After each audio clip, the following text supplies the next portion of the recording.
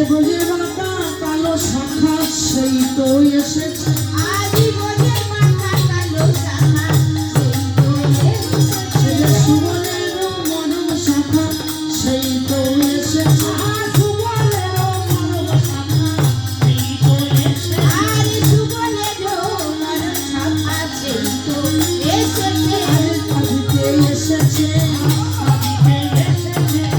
ধরিতে এসেছে উদ্ধারিতে এসেছে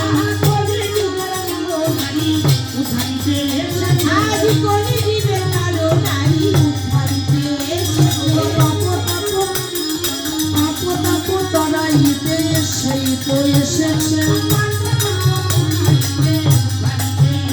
বলে আসবে না কেন আসবে না কেন জগৎবতী গণ লাগি আসবে না কেন জীবের পাবতা কোনা সেতে আসবে না কেন আজ চুরি করে এসেছে চুরি করে বলি জীবের ঘরে ঘরে চুরি করে এসেছে আজ ভক্তের হৃদয় ঘরে চুরি করে এসেছে ঘরে আসবে না কেন আসবে না কেন কোনা সেতে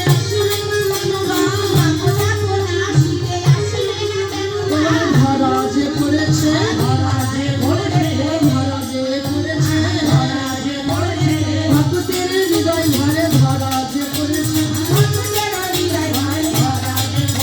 যে মাখামাখি দেহ গো মাখামাখি দেহ গো জানে না তো দেহ মাখামাখি দেহ নদী আমার চাঁদ গৌর হরি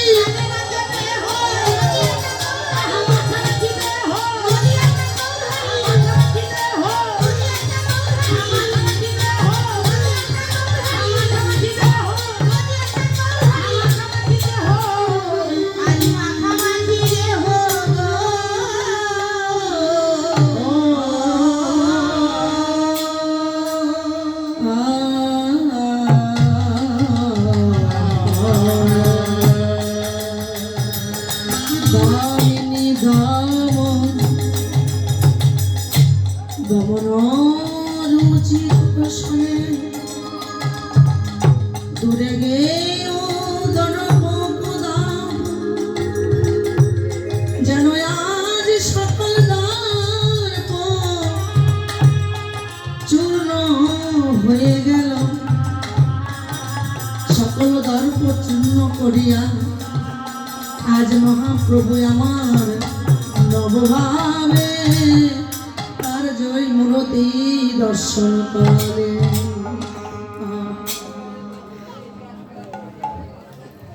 হরিণ দেখতে খুব সুন্দর না হরে কৃষ্ণ ওমা কথা বলো না হরিণ দেখতে খুব সুন্দর না হরিণ দেখেছেন হরি বল তার চেয়েও সুন্দর হরিণের চেয়েও সুন্দর হলো তার শিং দুটি হরিণ তো দেখতে অনেকে বলে না যে হরিণ চোখ চোখ দুটো হরিণের মতো টান টান তো হরিণ দেখতেও সুন্দর আর তার চেয়ে অধিক সুন্দর হলো তার শিংগুলো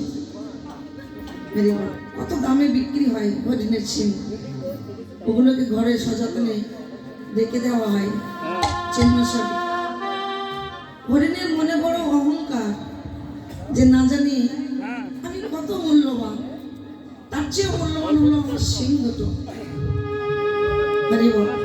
তার অহংকার ছিল দর্প ছিল বাঘের চেয়েও কিন্তু অনেক দূরে বাঘ যদি একবার নাম মানে 24 হাত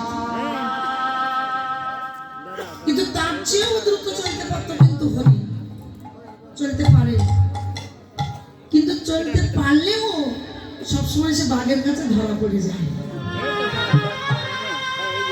বাঘের কাছে সে ধরা পড়ে যায় যত দ্রুত চলতে পারুক না কেন তবু সে বাঘের কাছে ধরা পড়ে যায়। কেন না? তার ওই সিংহটার জন্য।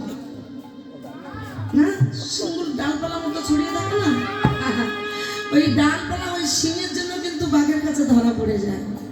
এত সুন্দর দেখতে, এত তার সিংগুলো আরো সুন্দর দেখতে, কিন্তু বাঘের কাছে ধরা পড়ে যায় শুধুমাত্র ওই সিংহের জন্য।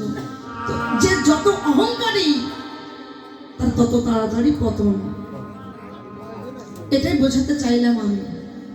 এই জন্য বললেন আত্মসম্মান থাকা ভালো, আত্মমর্যাদা থাকা ভালো, কিন্তু কখনো আত্ম অহংকার থাকা ভালো নয়। যে অহংকার, যে দর্প ছিল মদনের। দামিনী দাম, দামিনী অর্থাৎ বিদ্যুৎ, রিবন। দাম অর্থাৎ বিদ্যুতের মালা। দমন রুচি, রুচি অর্থাৎ কান্তি, অর্থাৎ দেহ। একটা বিদ্যুৎ নয়, দুটো বিদ্যুৎ নয়। বিদ্যুৎ দেখেছেন তো? বিদ্যুৎ ওই যে মেঘ করলে বিদ্যুৎ চমকিত হয়, বজ্রপাত হয়। তো মেঘ করলে যেমন বজ্রপাত হয়, ওই বজ্রপাতের যে আলোক রশ্মি, বিদ্যুতের যে আলোক ছোটা, ওটাকে কখনো ধরে রাখা যায় না, অদৃশ্য হয়ে যায়। তো বললেন একটি নয়, দুটি নয়, এরকম লক্ষ লক্ষ, হাজার হাজার, শত শত, তবু নয় বললে ভুল হয়ে যাবে, অগণিত বিদ্যুতের ছটা, আলোক রশ্মি একত্রিত করে যদি একত্রিত করা যায়, যতটা সে লাবণ্য শক্তিময় সৌন্দর্য বৃদ্ধি পায়, তার অধিক সৌন্দর্য হলো আমার গৌর সুন্দর। তত আলোক রশ্মির ঊর্ধ্বে হলেন আমার গৌর সুন্দরের অঙ্গকান্তি, যে অঙ্গখানি দর্শন করেছিল রামানন্দ। গদাবরী